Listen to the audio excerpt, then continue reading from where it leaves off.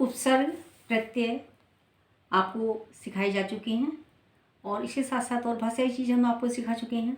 और आज हम सिखा रहे हैं, अब हम सिखा रहे हैं आपको अलंकार। ठीक है, अलंकार क्या है? देखिए, अलंकार का मतलब होता है आभूषण। ठीक है, अलंकार का अर्थ है आभूषण। देखिए, आभूषण क्या होते हैं? जैसे मान लीजिए कोई भी स्त्री है और वो बिना अलंकारों के है, बिना आभूषणों के है, तो आपको इतनी अच्छी नहीं लगेगी। लेकिन कितने भले वो खूबसूरत हो, सुंदर हो, लेकिन अगर वो अलंकार से सुशोभित हो जाए, ढेर सारे गहने पहन ले अच्छे अच्छे, तो कैसी लगेगी? वो आपको अच्छी लगेगी, आप उसके सौंदर्य में चार चांद लग जाएगी। इसी प्रकार जब काव्य में अलंकारों का प्रयोग हो जाता है तो काव्य में भी चार चांद लग जाती है और काव्य भी बहुत सुंदर हो जाता है। यानी अलंकारों से अलंकृत होकर जो काव्य है उसमें भी चार चांद लग जाते हैं। यही हमने बताया आपको अलंकार में। ठीक है, देखिए, कहावत है पुरानी, पहनी ओढ़ी बहुरिया, लिपि पुती देहरिया, सबको अच्छी लगे। यानी कहने का मतलब ये है कि जब हम किसी भी चीज़ में, घर में रह रहे हैं, सुंदर सजावट से रखें तो अच्छा लगेगा।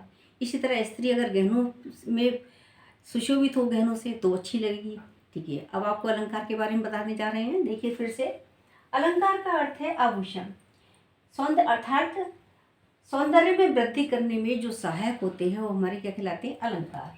यानी जिस प्रकार आभूषण सौंदर्य में वृद्धि करने में सहायक होते हैं, ठीक उसी प्रकार से काव्य में भी अलंकारों का प्रयोग करने से काव्य का सौंदर्य वृद्धि करता है, काव्य के सौंदर्य में बढ़ोतरी हो जाती है, वृद्धि हो जाती है।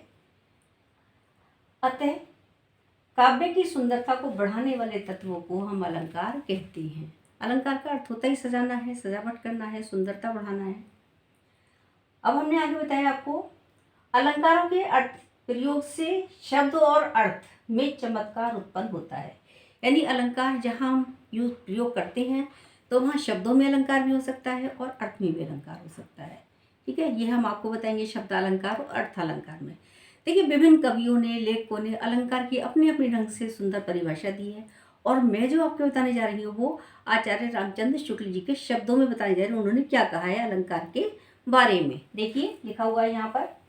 आचार्य रामचंद्र शुक्ल जी के शब्दों में, भावों का उत्कर्ष दिखाने और वस्तुओं के रूप, गुण, क्रिया का अधिक तीव्रता से अनुभव कराने में सहायक होने वाली उक्ति अर्थात कथन को हम अलंकार कहते हैं।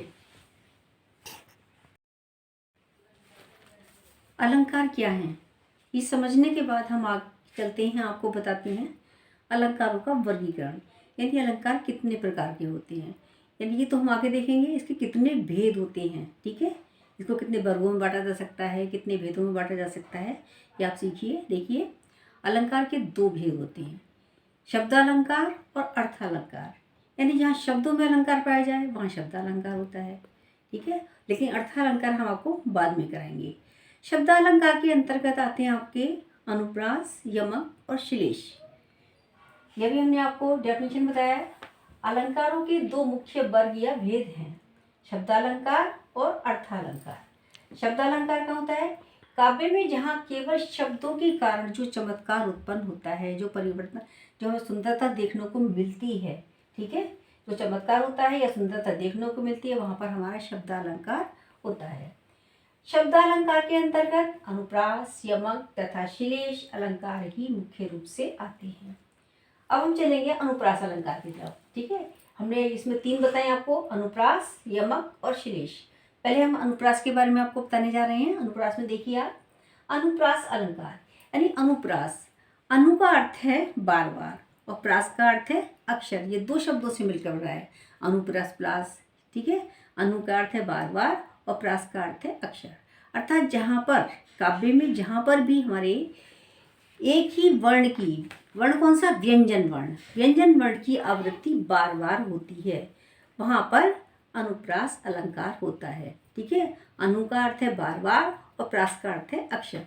यही हमने आपको डेफिनेशन बताया। देखिए, अनुप्रास दो शब्दों से मिलकर बना है, अनु प्लस प्रास। अनु का अर्थ है बार बार और प्रास का अर्थ है अक्षर। अर्थात जहाँ पर काव्य में एक ही वर्ण की आवृत्ति अर्थात एक ही व्यंजन की आवृत्ति बार बार होती है, वहाँ पर अनुप्रास अलंकार होता है। ये आज तो आपको हम खाली कुछ एग्जाम्पल ही बता रहे हैं। जैसे रघुपति राघव राजा राम, रेवण की आवृत्ति बार बार है। दम के दतियां द्युति दामिनी जो, किल के कल बाल विनोद करे।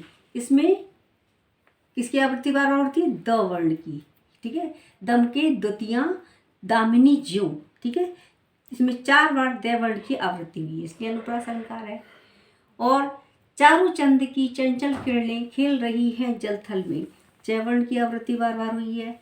और रघुपति राघव राजा राम, ये आपको बता चुके हैं। चलिए और बताएंगे आपको शेष कल, इसके बारे में विशेष रूप से इसके एग्जाम्पल लेकर आएंगे आपके सामने, और जिससे आपको पहचानने में आसानी हो, समझने में आसानी हो, और आप उसको अपने परीक्षा में भी अच्छे ढंग से उनका उपयोग कर सकें, सीख सकें और बता सकें इस पर कौन सा अलंकार है। नमस्कार, धन्यवाद। मेरा वीडियो देखते रहिए।